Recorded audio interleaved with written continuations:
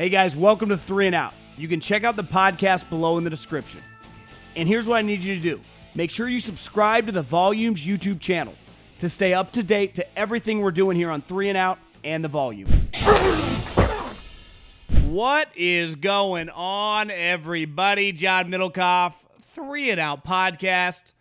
That's the show. That's me. Sunday night, so you're probably listening to this on a Monday morning, afternoon, day, who knows? We're about basically a month. If you're listening to this on March 28th, we are officially a month away from the National Football League's draft. So that's coming right down the pipe, not too far away. This week we have the owners' meetings. I'll dive into that a little bit. Off the top, some thoughts on just Deshaun Watson and everything that was Friday and that debacle of a press conference. And then just a couple thoughts on some of the veteran players that are still out and about. And there was a story today of the Panthers, or on the Panthers, that made me perk up a little bit. A little weird. We'll have shows all week. We'll have another big show Tuesday. We'll have a big Go Low podcast on Wednesday, and obviously the Masters a week away. Another podcast Friday. Obviously the weekend mailbag. I'll do a little bit mailbag as well.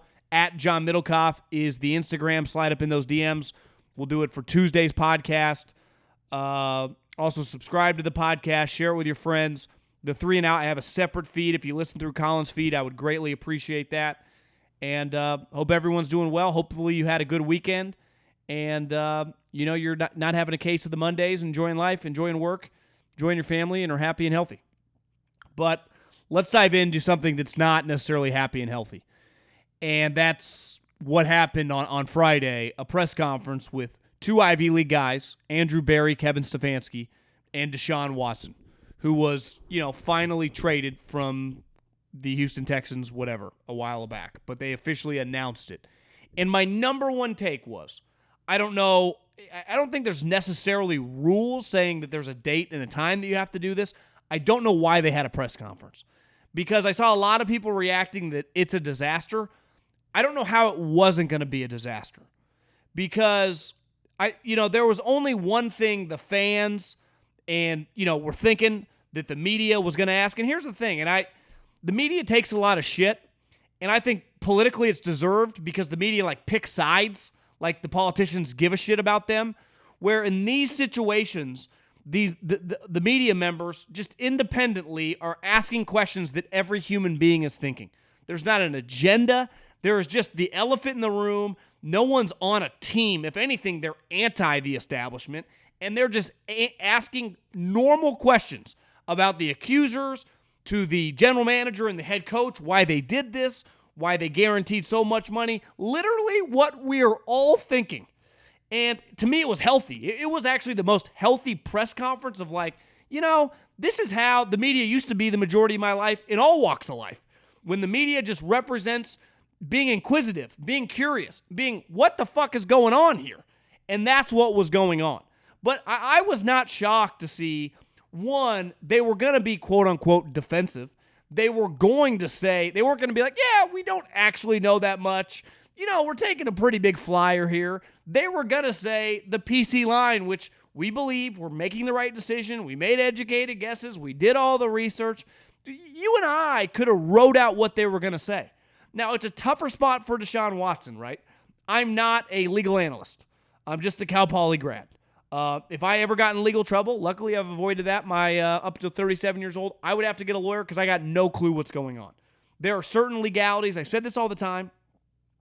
If someone accused me of sexual assault, rape, whatever the most heinous crimes are that can possibly be committed, pedophilia, you name it, there is no way, under any circumstances, I think I could listen to my lawyer if I was innocent to keep my mouth shut. I couldn't do it. I'm not wired like that. I can't do it. But in defense of Deshaun Watson, every single lawyer, my entire life, watching these cases, and everyone listening to the same thing, they tell their clients, do not say shit. Keep your mouth shut. That is just the legal, operation, the way these situations are treated. So he gets up there, he's not going to be able to say anything beside, I've never touched a woman, I've never broken a law, this is, the truth's going to come out, I don't plan on settling. Kind of the same things that he essentially has been reiterating behind the scenes to these media members, the national guys, over the years, over the last year, right?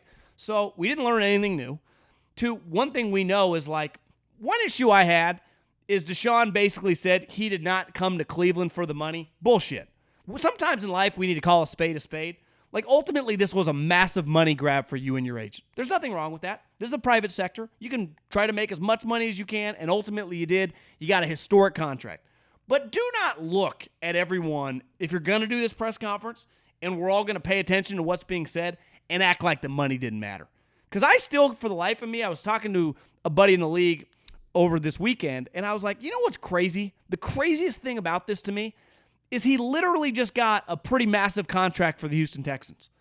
And I just wonder, like, did he demand a trade strictly because he didn't want to be with the Houston Texans, or because he was running away from these problems and wasn't able to see the big picture? Like, bro, just because you asked for a trade doesn't mean these problems aren't going to follow you even if you were traded before this got out. And two, like, you weren't going to accept a trade on your previous contract, which was massive, paying you $35 million a year for years. It was all about the money. Why can't anyone just say that? Why are we so offended by it? Like, yeah, I did it for the money. No shit. Like, I always get this, like, oh, the capitalistic greed of the corporate greed. Yeah, corporations, they're trying to make money. That's their goal. Like Elizabeth Warren, that's the way the private sector works. Their goal is to make as much profit as possible. They're not a school district here. They're not the government. Literally their job to their shareholders is to generate money. Just like all these people, every agent's job is to get their client in any industry, but I think the industries that are most famous for having agents, right, would be like Hollywood and pro sports, is to get their clients, especially football, which is a lot different than basketball where the numbers are kind of set. In football, the difference between $10, $20 million guaranteed is a really big deal, but this was a huge money grab. And ultimately, they needed someone to capitulate. The Panthers, Dave Tepper, who has an unlimited amount of money, said, no, we're not paying you that much money. I heard Peter King on his podcast say that he talked to someone that was involved in these talks that are like, after seeing that contract, I'm glad we kind of were told you're not an option. Because we were, in a million years, we never would have paid that. And like I've been saying over the last week for the Browns, like I think it's insane that they did it. But it also speaks to the desperation to get a quarterback in your building. If it costs you $200, he got, $70 million, $80 million more than Aaron Rodgers. Aaron Rodgers won back-to-back MVPs. This guy hadn't played in a year. He's going to get suspended and got $80 million more guaranteed. Deshaun, it was just an absolute shit show. Props to it was refreshing to just see the media doing their job, which I really think, and listen, I'm not trying to just hammer on the media all the time, but it does feel like they've lost their way as a group a little bit. And that one was just like, yeah, this is old school. Tough questions need to be asked. This is a bizarre situation. Let's sit down and ask some big boy questions. And they kept coming fast and furious. And, they weren't going to have answers. And they didn't, and it was a bad look. And, of course, everyone's like, I can't believe that the owner wasn't there. Of course the owner wasn't there. You know why? Like, these guys, Jimmy Haslam stole from the truckers. This guy, who do you think Jimmy Haslam is? Like, you think he was going to be there? Taking those bow and arrows? He later did it with his wife over Zoom. Like, what a cop-out. Like, yeah, he's a coward when it comes to this type of stuff. Made his GM, and then he said that we made this acquisition because of the coach and the general manager. No way, Jimmy. You had to sign off. You're the guy writing the checks. Your name is on the bottom of every single dollar that comes out of here. You okayed the $230 million. That's you. So this is, you are responsible as well as those two guys. I just hate how some of these things become so disingenuous, but that's just the world we live in. But God, what a wild situation. We have clarity, kind of. He's still fighting these cases, and eventually, I guess he'll get suspended. But, we still got a ways to go on that. Okay, another topic that I've seen is like these veteran players that haven't signed yet. Just to name a few, like the Honey Badger, Bobby Wagner, Julio Jones. And I say it all the time, money's all relative. At one point in time, $100 is a lot to you. At one point in time, $1,000 can be a lot, $10,000, whatever the money is, right? Money, if you keep making more, you become less you get used to not just a certain lifestyle, but a certain amount of cash coming your way. And I think when you get to these guys' levels, right, if you are used to making, let's just use real world terms. Let's say you make, 50, 60 grand, then you get a new job and it goes extremely well and you start making $150,000 for 5 straight years. And you live in the Midwest, you're crushing it, you're making a lot of cash, some bonuses, you're making over 150 every single year. It would not be easy to just transition back to making $60,000. You would be used to making $150,000. Unless you were like some elite financial planner, your lifestyle would just change. It just would. It's human nature. You would upgrade a home, you might upgrade a car, you would just upgrade things. And you would be used to a new lifestyle. Now, the difference is these normal people wages, right, are a lot different than ultimately you can easily live on $2 or $3 million, right? But if you're getting offered $2 million, let's say if you're the Honey Badger, Julio Jones, or Bobby Wagner, with incentive-laced deals, I'm just picking that number. They could be getting offered way more. They've been used to making $12, $13 million. In Julio's case, $16, $17, $18 million. Bobby Wagner was scheduled to make $20 million. For the first time in their life, they've been told, I guess Honey Badger has been cut before, but Julio and Bobby Wagner, up until even last year, like Julio wanted out, they traded him. Bobby Wagner's played for one team his whole life. I was watching this thing on YouTube about Matt Ryan. And Matt Ryan had a really interesting perspective. He's like, as a starting quarterback, and obviously I'm making a lot of money. He didn't necessarily say that, but I was thinking that. I've always tried to be empathetic toward the players that get cut, right? Every year you see all the guys get cut at training camp. Every year, or just like every other year, you see guys, historic players on our squad, like a Roddy White, right? Julio Jones gets traded. Tony Gonzalez retires. Like, the movement in the league is natural. It's always going to happen before I got here. It's going to happen after I get here. But for the first time in my career, I was told, hey, if we get Deshaun Watson, we're going to replace you. So before Matt Ryan, the whole trade thing happened, he was told by the Atlanta Falcons, if they get Deshaun Watson, they were going to replace him. And he's like, most guys get told that. I'm lucky enough that the first time anyone ever said that to me in my NFL career was year 14. And I think when you look at the Honey Badger, who's gone from team to team, been a team captain, and been awesome now for the last 3 years on one of the best teams in the league, he's finding, his market is not nearly what he thought. Bobby Wagner, again, has been used to making huge money. Older player, trending down. I bet it's a little humbling. Julio Jones has made enormous cash from the moment he was drafted in the top 7 picks. He has never not been a highly compensated guy. And now probably teams are looking at him like, will you play for $1 million? And we'll incentivize it up to 7 or 8? It's got to be a humbling feeling. And again, money is all relative. Just put whatever that number would be for you. Whatever you're making now, quadruple that in your head. If you're making $100,000 now, think about making $400,000. And then think about making that for 5 or 6 years. And then imagine, it's the great part about society, right? Unless a recession hits or whatever, if you start doing a good job at a certain company and you start making a lot of money, you can maintain making that much money as long as that company doesn't go under and business keeps going well for a while. With pro sports, it's very dependent on how you're playing. And obviously, age plays a huge role in that. And I think you see it every single year that the reason these quote-unquote names wait a little while is because they're getting a little humble pie from a financial perspective. Like, teams would want the Honey Badger. Teams would want Bobby Wagner at the right price. And for a large period of time, they were used to being paid a premium. And those premiums are no longer offered anymore. And that's just kind of the way the cookie crumbles in the businesses of the NFL because 30 for a lot of these positions, right, is viewed as old when you've been in the league 8-9 years, which in normal people jobs, like 30, you got, hell, I'm 37. I don't even, I think my prime will be like in my 50s. I'm not even sniffing it. But as a pro athlete, like the Honey Badger, Bobby Wagner, that arrow's pointing down. I get asked, just given that I have podcasts and, I don't even consider myself a public figure, but obviously people listen, and because of this podcast, a lot of people listen, which is really cool, and I feel very fortunate to have Colin behind me and being able to do this, is I get a lot of questions, and because I promote DMs and my email address, I get a lot of younger people in college asking for advice, right? And a lot of it sometimes like how to become a scout or how do I get into podcasting or how do I get into sports, pretty basic questions. But every once in a while I get like, hey, I'm starting this podcast or I'm starting this. How do we land some business? And the best advice I've ever gotten for either getting a job or trying to land a deal is to meet people in person. Right? And listen, I when I first got into podcasting and had to get my own advertising, I dominated. And when I say dominated, I was just relentless on direct messages.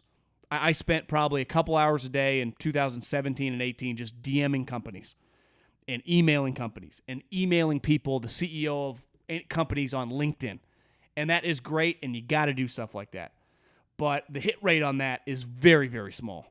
It was 5 years ago. It's even way smaller now. It's very, very difficult. It's essentially the new age of cold calling people, right?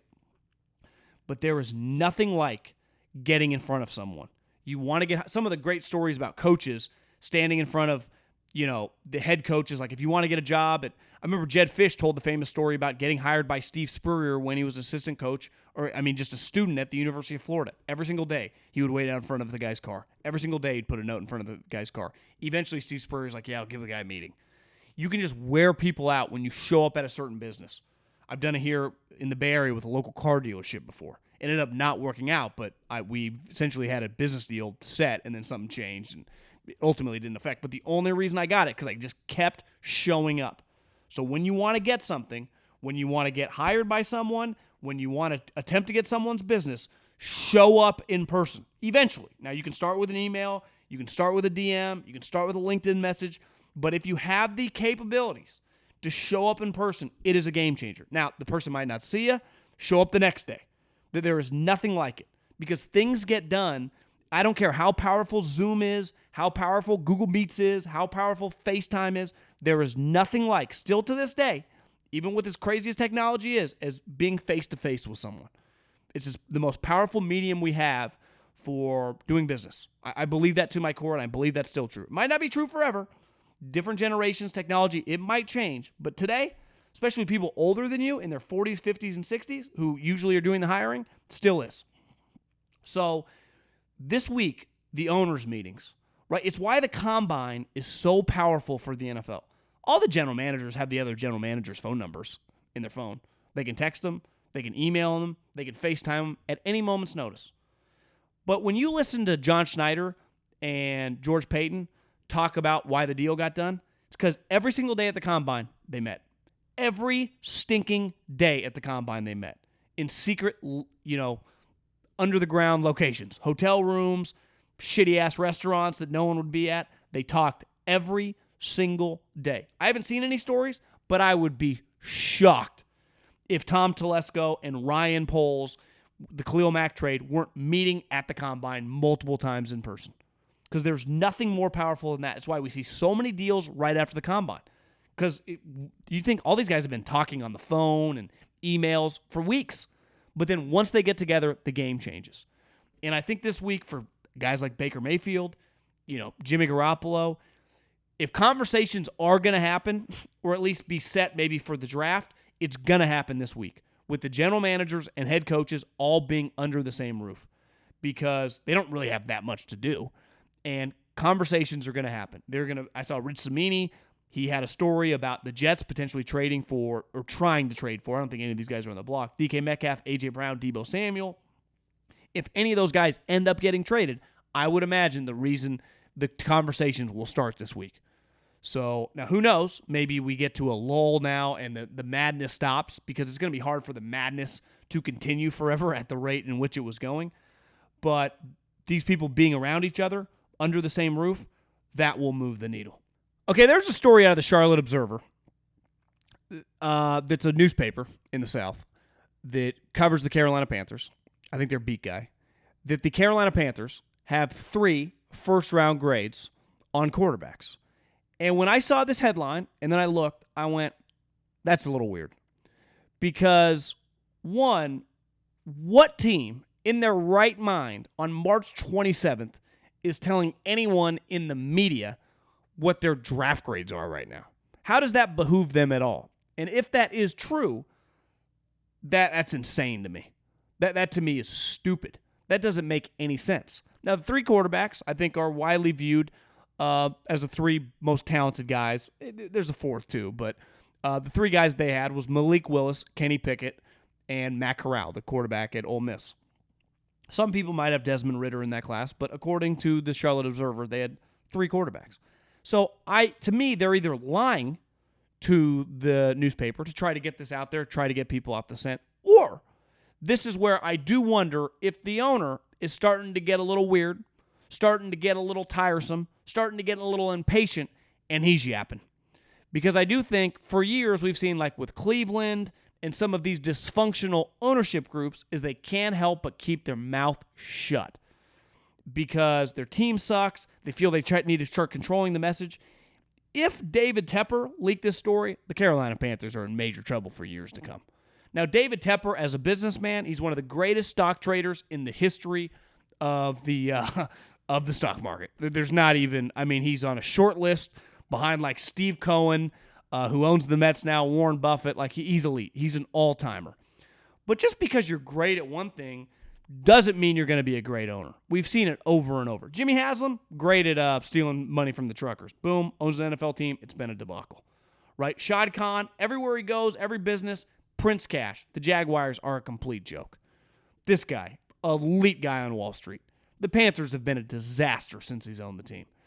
And to me, if they're leaking this to lie, to keep people off the scent, I don't know why they would. Like, what, are you going to pick Desmond Ridder number 6? You don't want anyone to know that? That seems a little weird. That would be an all-time overdraft. This does reek of the owner, because this would not, if you're the GM of the Panthers, you would not be telling anyone this right now. And if you're the Panthers head coach, unless like you're going to get fired after the draft, but why would they fire you after the draft? It would make no sense. So to me, it's hard to feel either one of those two guys are the culprit. This has the owner written all over him, if this is a true story. And I could see the owner, this is just bad owner syndrome.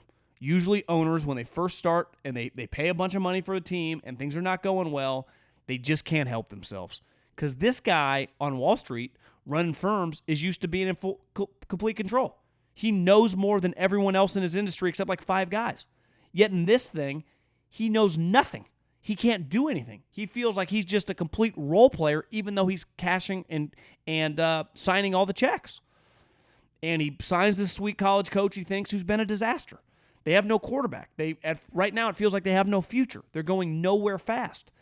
And if it is the owner leaking this, the Panthers are in major trouble for the foreseeable future. But we'll see if more leaks come out of Carolina. Something to keep an eye on. They're a franchise that could get weird fast. I got them red flagged big time. Thanks for watching 3 and Out. You can check out the podcast below in the description. And make sure you subscribe right now to the Volumes YouTube channel.